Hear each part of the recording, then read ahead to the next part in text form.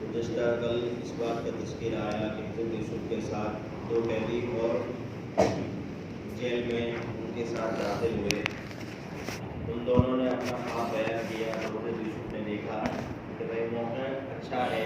موقع کی مناسبت سے سب سے پہلے ان کو ایک اللہ تبارک و تعالیٰ کی طرف دعوت دی. اس کے بعد جو وہ شرک کر رہے تھے معبودوں کے اعتبار سے ان کی تفصیل بتائی کہ بھائی یہ جو الگ الگ تم نے بت اپنے بنا رکھے ہیں یہ تمہارے اپنے ہاتھوں سے بنائے ہوئے ہیں, نہیں اس کی تمہارے پاس کوئی دلیل ہے. اس کے بعد ان کو اور بھی بہت ساری باتیں بتائی. پھر جیل کے اندر اخلاق وغیرہ سے پیش آئے. اس کے بعد یہ ساری باتیں بتا کر قیدیوں کی طرف متوجہ ہو کر ان کو خواب کی تعبیر بتائی. یا صاحب السجن اما احدهما فيسقي ربه خمرا واما الاخر فيسلب فتأكل الطير من رأسه قضي الامر الذي فيه تستفتيان.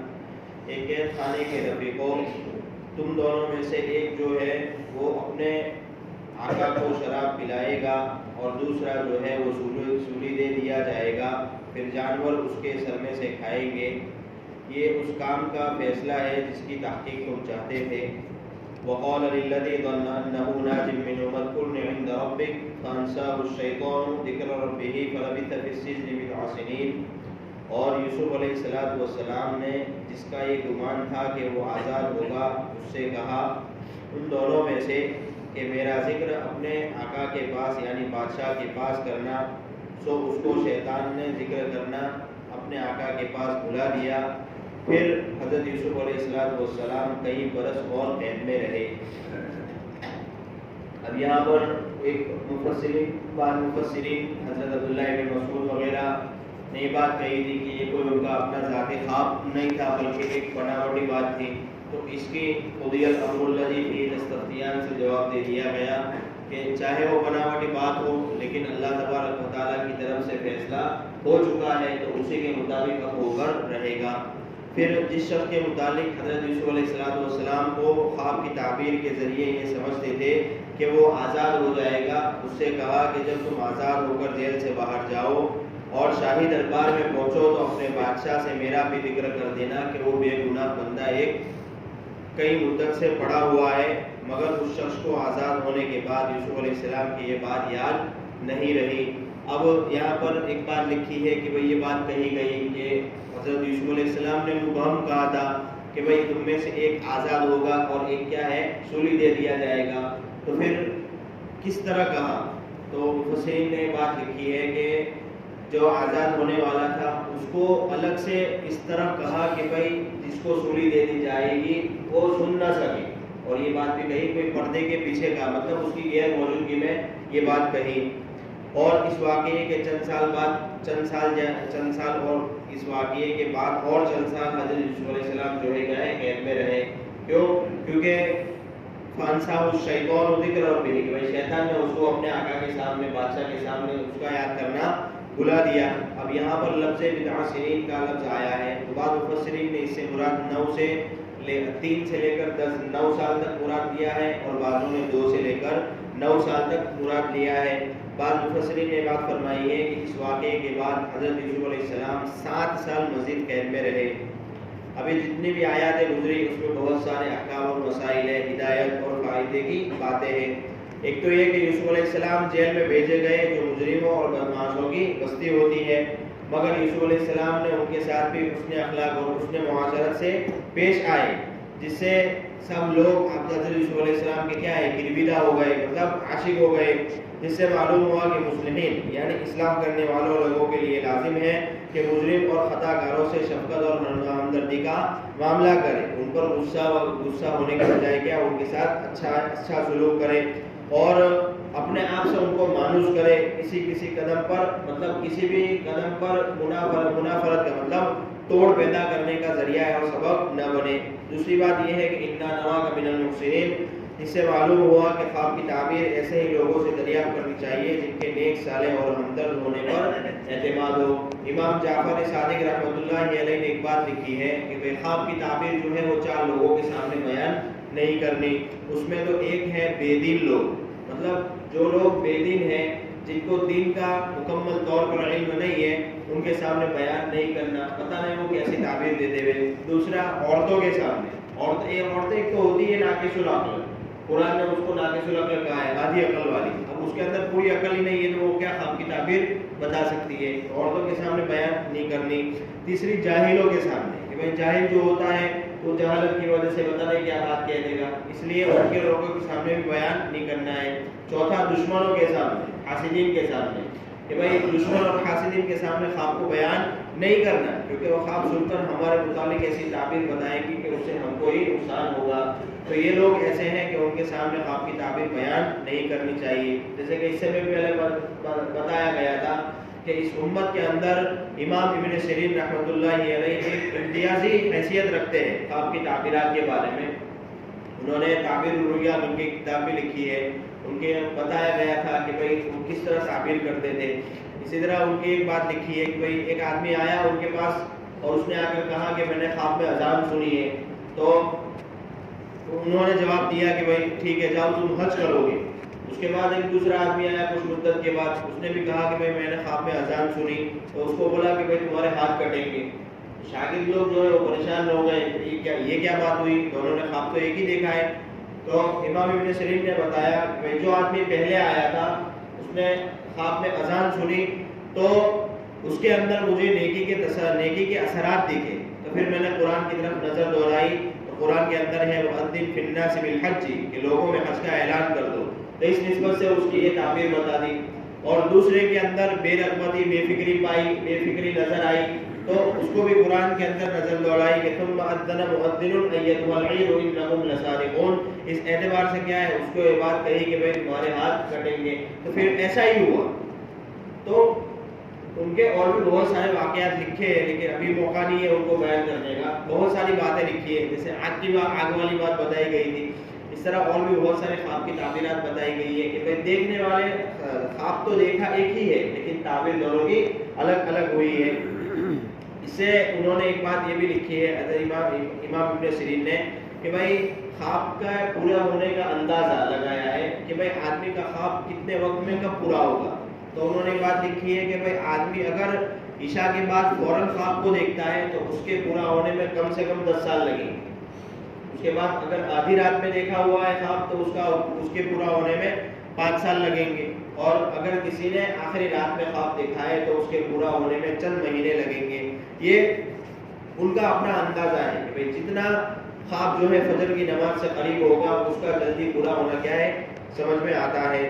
تیسرا مسئلہ یہ بات ہے کہ بھئی اس سے بات معلوم ہوئی کہ بھئی حق کی دعوت دینے والوں اور مخلوق کی اصلاح کرنے والوں، مخلوق کی اصلاح کی خدمت کرنے والوں کا عمل کا طریقہ یہ ہونا چاہیے کہ پہلے اپنے اچھے اخلاق اور علمی اور عملی کمالات کے ذریعے اللہ تبارک و تعالیٰ کی مخلوق پر اپنا اعتماد قائم کریں، ہاں اپنے کچھ کمالات کا اظہار کرنا بھی پڑے تو کر دے، جیسا کہ حضرت یوسف علیہ السلام نے اس موقع پر اپنا معجزے کا اظہار کیا، وہ کھانے کے بارے میں کیا چیز آئے گی، کب تک آئے گا یہ۔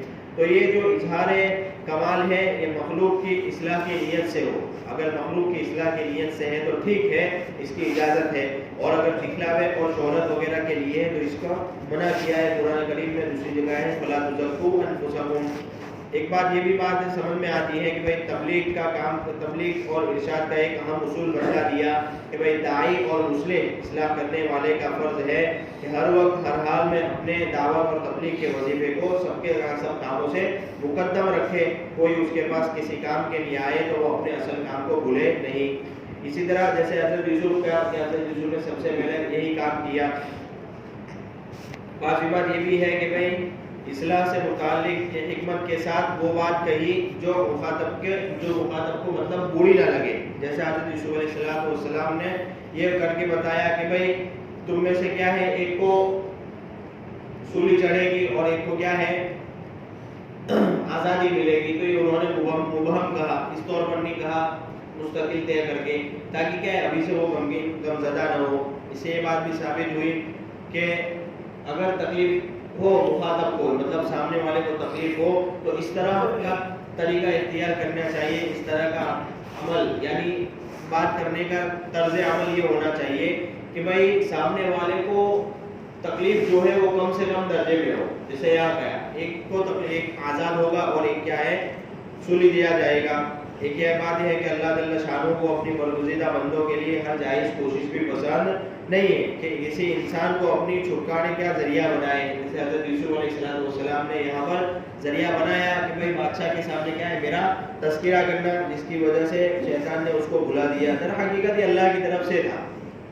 بھائی آپ صلی اللہ علیہ وسلم نے اس بات کا تذکرہ کیا ہے کہ اگر حضرت یوسف علیہ السلام کیا ہے سیدھے ڈائریکٹ اللہ تبارک و تعالیٰ سے پناہ مانگتے یا دعا درخواست کرتے تو کیا ہے ان کی درخواست قبول ہونی تھی, کیونکہ وہ نبی تھے اور انبیاء اور اللہ کے درمیان میں کسی چیز کا پردہ رہتا نہیں ہے. تو یہ اللہ کی طرف سے ہی تھا کہ بھائی انہوں نے جو اللہ کے علاوہ کسی دوسرے انسان کو کیا ہے ذریعہ بنایا اپنی آزادی کے لیے, تو پھر اللہ تبارک و تعالیٰ کی طرف سے یہ فیصلہ ہوا کہ کیا ہے ان کو مزید کیا ہے اور سال جیل میں گزارنے پڑے, اور جس آدمی کو کہا گیا تھا اس کو شیطان کے ذریعے بھلا دیا گیا. تو یہ بات ہے کہ بھائی سیدھے اگر کسی کا مطلب ہمیں بھی اگر کوئی چیز کی ضرورت ہے تو سب سے پہلے تو اللہ سے رابطہ کرنا چاہیے, اللہ تبارک و تعالیٰ سے اس کا رابطہ کریں. پھر اگر کہیں ایسا لگے کہ بھائی چھٹکانے کے لیے اگر کسی درمیان میں کسی شخص کا واسطہ لینے کی ضرورت پڑے تو کوئی بات نہیں, اگر واسطہ لینے کی ضرورت پڑ سکتی ہے تو واسطہ لے سکتے ہیں. اب اس کے آگے قرآن نے بہت ساری باتیں نقل نہیں کی ہے, تو اس سے ضمنی سمجھ میں آ جاتی ہے کہ بھئی کیا ہوا ہوگا کیا نہیں.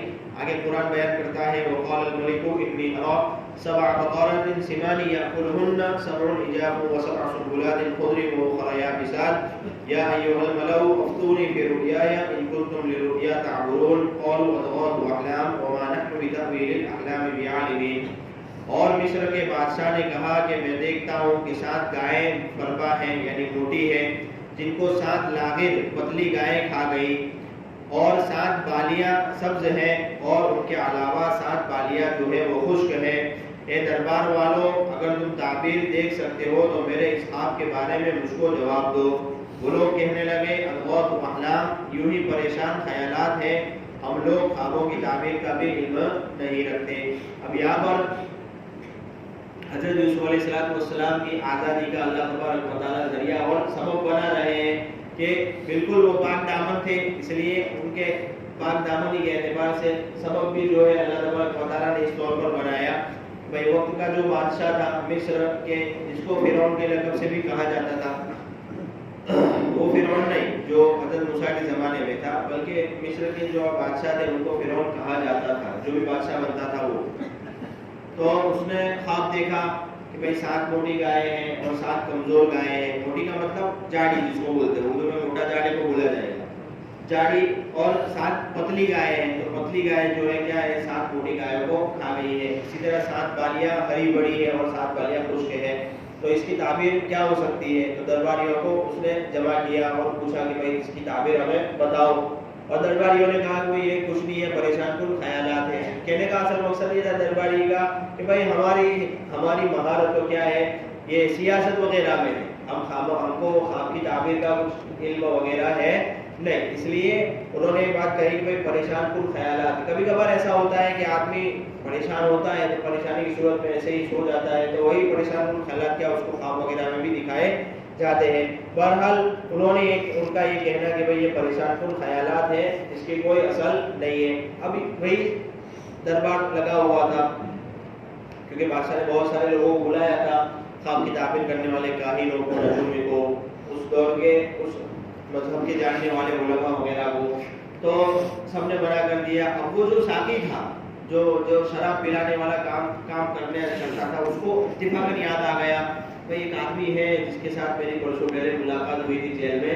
تو پھر وہ بادشاہ کے سامنے ان کا تذکرہ کرتا ہے کہ بھئی مجھے آپ مہلت دیجیے, مطلب میں ایک آدمی ایسے آدمی کو جانتا ہوں جو خواب کی تعبیر, یہ آپ نے خواب دیکھا ہے اس کی تعبیر بتا سکتا ہے, اور مجھے کیا ہے جیل بھیجیے. اسی کا تذکرہ قرآن اپنے الفاظ میں آگے بیان کر رہا ہے, تو انشاءاللہ اس کا تذکرہ آئے گا.